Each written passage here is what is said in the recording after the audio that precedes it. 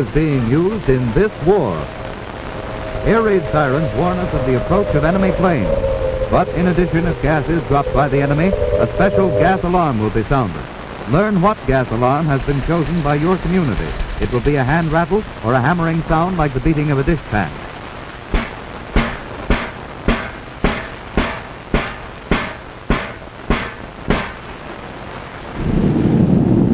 War gas is dropped from planes either as a spray or in gas bombs.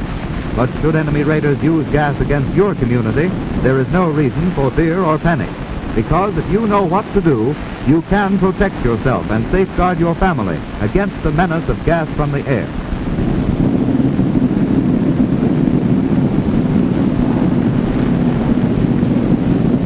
The ideal protection for civilians is an airtight gas shelter ventilated by a system which removes gas vapors from the incoming air.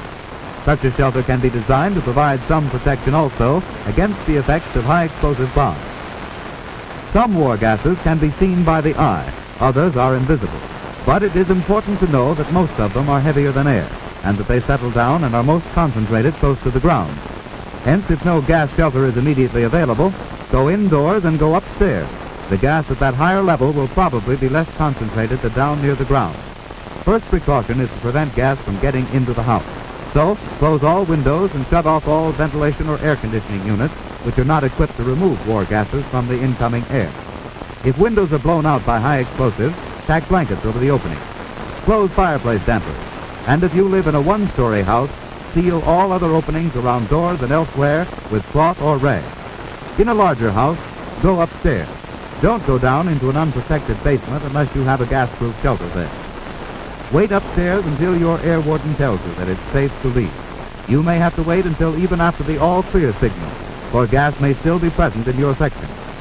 Some war gases are spread as liquids, which slowly evaporate, giving off invisible but poisonous vapors. This type of gas remains for a long time, and hence is called persistent. Certain chemicals neutralize this liquid gas, and trained decontamination teams of the United States Citizens Defense Corps, which is the civilian protection force of your community, are equipped to neutralize the liquid gas, so that people may go outside without danger of exposure to the liquid or its poisonous fumes. But these workers must wear special gas-proof clothing and masks for protection. The completeness of their protective clothing emphasizes the fact that without such special protection, you must stay indoors until notified that the liquid gas has been neutralized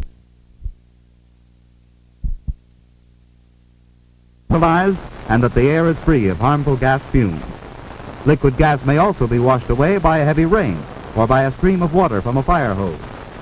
Out in the fields where liquid gas has been dropped, dry chemicals that neutralize the liquid gas are mixed with the earth. This scene should remind us to stay off the grass after a gas attack.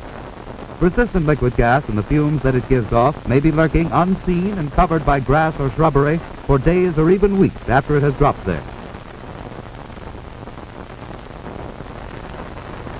Another type of war gas is dropped as a vapor. This cloud gradually thins out and disappears in a few minutes. When it has cleared from the neighborhood, it is no longer a menace. Because this type of gas disperses quickly, it is called non-persistent. So after a gas attack, wait for your warden to tell you that it's safe to leave your house.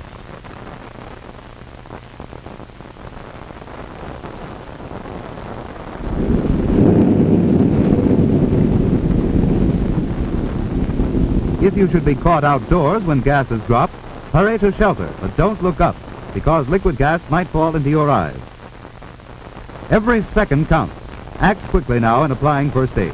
There are certain simple steps you can take to prevent or minimize the harmful effects of war gas. If the liquid splatters onto your skin or clothing, or if you have been exposed to gas vapors, remove all outer clothing outside the house, including shoes. This avoids spreading the gas inside. Remember, liquid gas spreads by contact like poison ivy.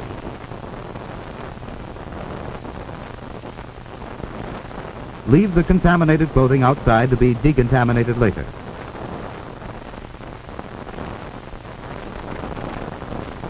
First, quickly remove as much of the liquid gas as you can by carefully blotting with dry cloth or absorbent material. Be careful not to smear or spread the liquid gas onto fresh skin areas. You must work fast. The liquid gas will cause blisters if not neutralized in a few minutes after exposure. You may use absorbent tissues to blot the liquid gas from the skin. Absorbent cotton may be used in the same way with equal success. Throw the contaminated materials used to remove the liquid gas into covered containers to be destroyed later on. Use ordinary household bleaching solution containing sodium hypochlorite to neutralize any liquid gas remaining on the skin. The exposed area of skin should be gently and thoroughly bathed with absorbent material saturated with the bleaching solution. Do not use rough cloths and do not rub with pressure, as this might cause irritation.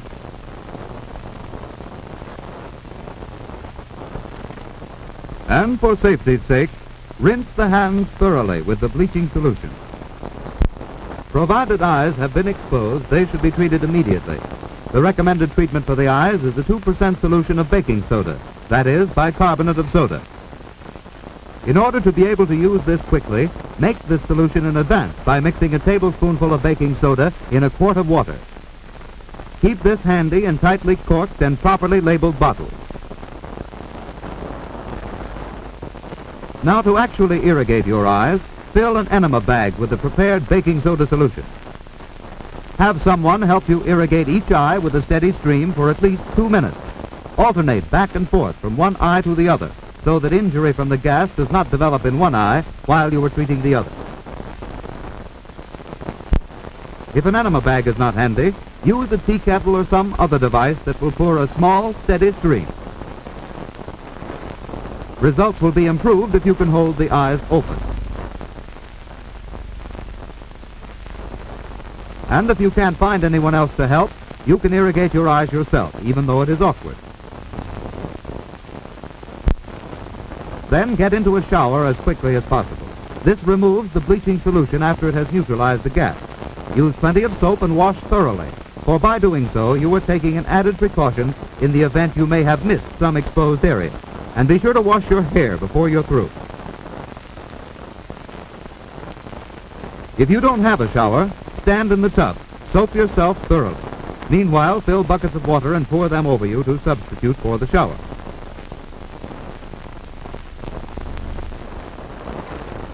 Keep the drain open. Let the water run away. Don't sit in a tub full of water. It might spread the liquid gas over your body.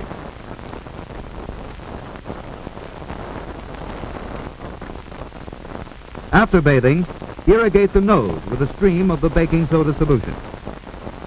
And to treat the throat, use the same solution as a gargle.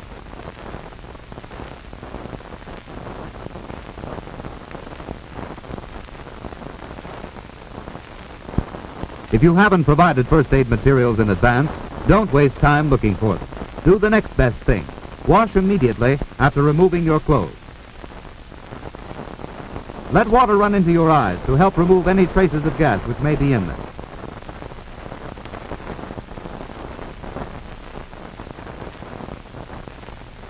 After being exposed to gas, you may start coughing or perhaps have a brassy taste in your mouth.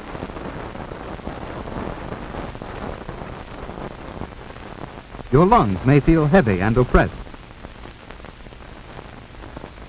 Maybe cigarettes don't taste like they usually do.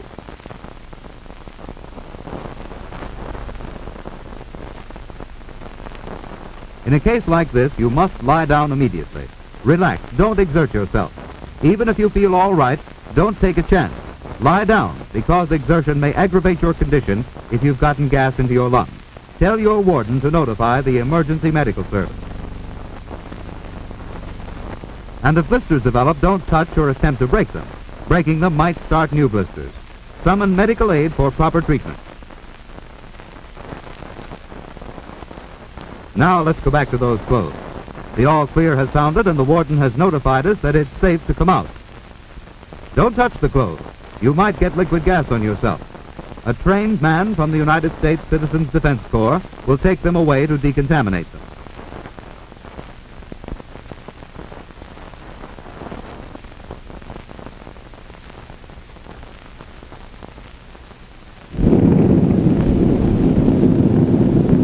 Why does the enemy use gas against civilians? Well, gas bombs dropped by the enemy do not destroy our homes and factories as do high explosive bombs. War gas does not start the devastating fires that are the great menace of incendiary bombs. War gas does not shatter arms and legs as bullets and bomb fragments do. The real purpose of the enemy in using war gas is to spread fear and panic, to destroy our morale, and to cripple our war production. The enemy hopes that we will become scared and panicked, that the weapons our soldiers are waiting for will fail to arrive when crucial battles demand them. But you can thwart the enemy by not giving way to fear and panic, because you know what to do if gas comes. Remember, close all openings which might permit gas-laden air to enter the building.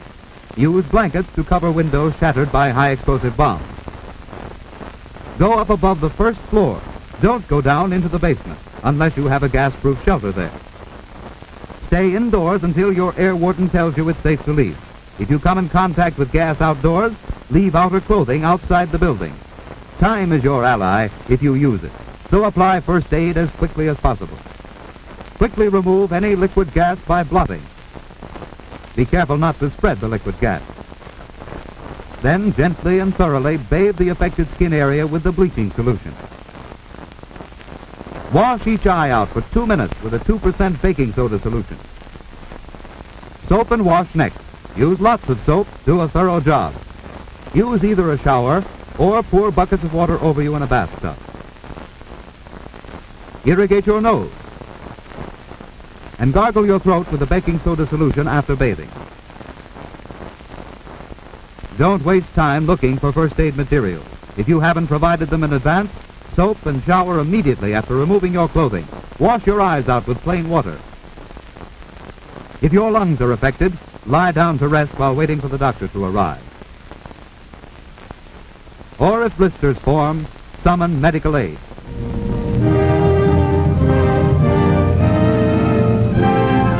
Across the world's battlefronts, our fighting men are hammering the enemy with weapons forged in America's mighty arsenal of democracy. These are the weapons made and wielded by free men to answer the challenge of tyrants who would enslave us if they could.